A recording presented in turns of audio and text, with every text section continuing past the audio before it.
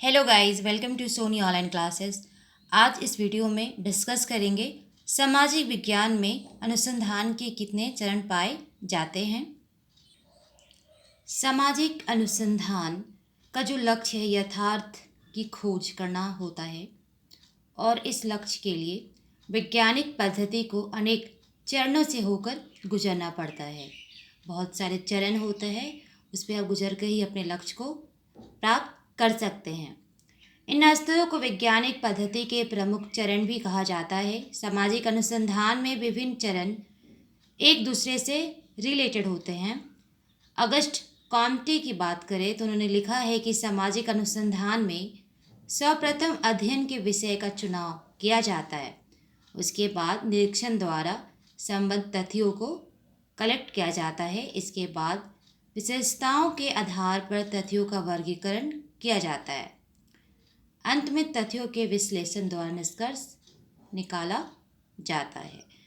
तो बहुत सारे एंथ्रोपोलॉजिस्ट हैं, सोशियोलॉजिस्ट हैं जो अपने अपने अकॉर्डिंग बताएं कि सामाजिक विज्ञान में अनुसंधान के कितने चरण पाए जाते हैं। पीवी यंग की बात करें तो इनके अनुसार अनुसंधान के टोटल 4 चरण होते हैं। फर्स्ट है कार्यनिर्वाही उपकल्पना का निर्माण। नेक्स्ट है तथ्यों का अवलोकन, संग्रह तथा आलेखन। नेक्स्ट है तथ्यों का वर्गीकरण एंड नेक्स्ट वैज्ञानिक सामान्यीकरण तथा नियमों की प्रतिस्थापना according to P V Young. J A Thomson इनकी बात करें तो इनके अनुसार 6 चरण होते हैं। फर्स्ट है अवलोकन तथा तथ्य संग्रह। नेक्स्ट है सामग्री का मापन। नेक्स्ट सामग्री का वर्गीकरण। नेक्स्ट सामग्री का विश्लेषण। नेक्स्ट उपकल्पना का सत्यापन। नेक्स्ट वैज्ञानिक नियमों का निरूपण। इनके आधार पर हम सामाजिक अनुसंधान के प्रमुख चरणों को निम्न श्रेणियों में रख सकते हैं। उपकल्पना का निर्माण। सामाजिक अनुसंधान का कार्य प्रारंभ करने के पूर्व सामाजिक समस्या का चुनाव किया जाता है जिससे अनुसंधान का उद्देश्य प्रकट होता है। अतः वैज्ञानिक पद्धतियों में सबसे पहले समस्या संबंधी उपकल्पना का निर्माण किया जाता है। उपकल्पना में शोधकर्ता एक वस्तु या तथ्य से दूसरी वस्तु अथवा तत्व का संबंध व्यक्त करता है या उपकल्पना के सांस्कृतिक प्रतिमानों के पूर्व निर्धारित सिद्धांतों, उपमाओं, व्यक्तिगत अनुभवों का केवल वैज्ञानिक विचारों के आधार पर बनाई जा सकती है। वास्तव में उपकल्पना ही संपूर्ण अध्ययन की आधारशिला होता है और इसकी जांच के लिए अनुसंधान किया जाता है, रिसर्च किया जाता है। तथ्यों के निरीक्षण के पश्चात यदि उपकल्पना सत्य सिद्ध हो जाती है तो वह वैज्ञानिक सिद्धांत के रूप में स्वीकार कर ली जाती है और तथ्यों के प्रमाणिक होने पर नई उपकल्पना का निर्माण किया जाता है अथवा अनुसंधान को रद्द कर दिया जाता है। इसलिए उपकल्पना सदा सैद्धांतिक रूप से स्पष्ट, सरल, प्रसंग के अनुकूल तथा निरीक्षण योग्य होनी चाहिए। नेक्स्ट जो उसकी पॉइंट है अध्ययन के साधन और विधियों का चुनाव। उपकल्पना के निर्माण के बाद अध्ययन के लिए विभिन्न विधियां यानी कि मेथड्स उपयोगी होती है। अतः अध्ययन की प्रकृति अनुसार विधि का निर्धारण होता है। इसके अलावा अध्ययनकर्ता या विचार करता है कि उपकल्पना की जांच के लिए सूचनाएं कहाँ से और किस प्रकार हासिल की जा सकती है और इसके बाद वह संकलन की प्रणाली निश्चित करता है। सामान्य रूप से आंकड़े के संकलन के लिए निम्नलिखित प्रणालियाँ प्रचलित है जैसे साक्षात्कार यानी कि इंटरव्यू, अनुसूची यानी शेड्यूल, प्रश्नावली यानी क्वेश्चनर, अवलोकन means observation and secondary sources. Next जो पॉइंट है तथ्यों का अवलोकन तथा संचय। साधनों और यंत्रों के चुनाव के पश्चात शोधकर्ता कार्य क्षेत्र में निकल जाता है और साधकों को अधिक से अधिक उपयोगकर्ता द्वारा तथ्यों का अवलोकन एवं संग्रह करता है।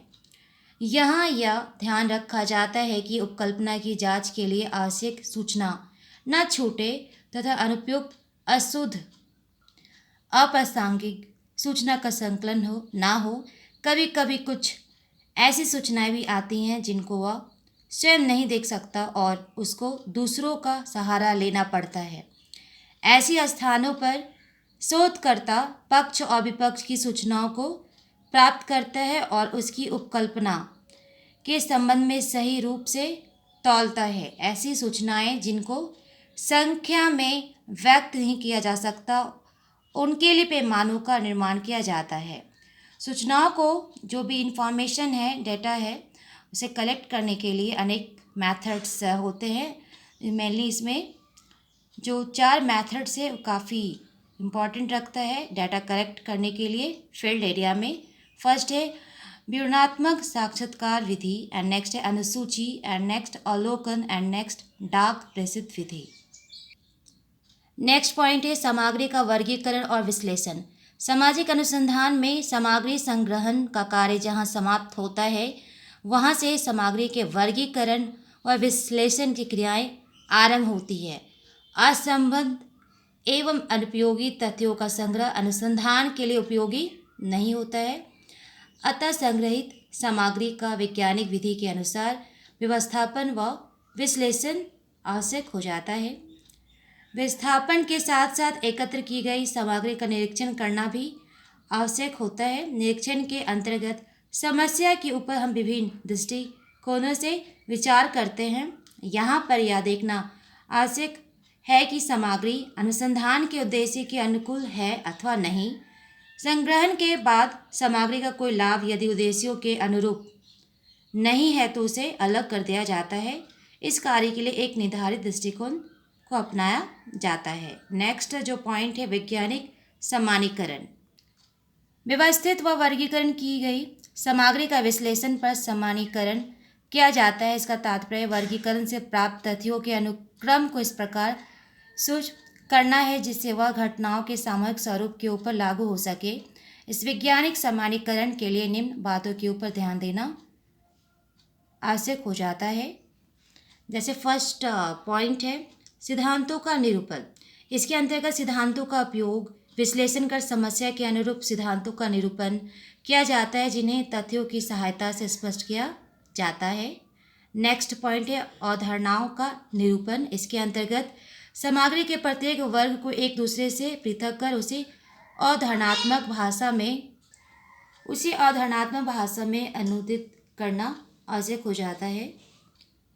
तो गाइस इस वीडियो में हम देखें कि सामाजिक विज्ञान में अनुसंधान के कितने चरण पाए जाते हैं। फिर मिलते हैं न्यू वीडियो में न्यू टॉपिक के साथ। जय हिंद।